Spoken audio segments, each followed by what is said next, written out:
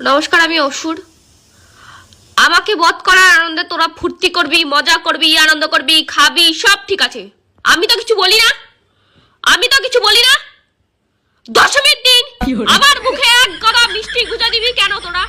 কোন আগ বলতে পারা লোকজন বুঝতে পারিস না? বদ হয়ে পড়ে রয়েছি। আমার কোন মিষ্টি খাওয়ার ছক হয়েছে, আমার মনে কোন ফুর্তি লেগেছে যে আমি অতগুলো গাদা গাদা মিষ্টি দেবো? আর কুমোরটুলি কাকু, আপনাকে বলছি দয়া করে পরের বছর দিয়ে আমার মুখটাকে বন্ধ রাখবেন।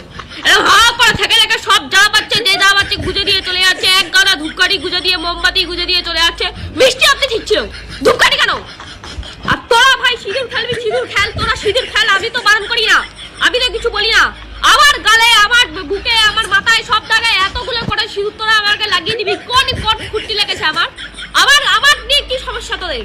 আমাকে নিয়ে তোদের কি সমস্যা? মানে অসুর হয়েছি বলে যে যা পাচ্ছে বলে চলে যাচ্ছে। আগের দিন একটা মাতাল এসে যা পারলো বলে চলে গেল। মানে আমার কোনো সম্মান নাই নাকি?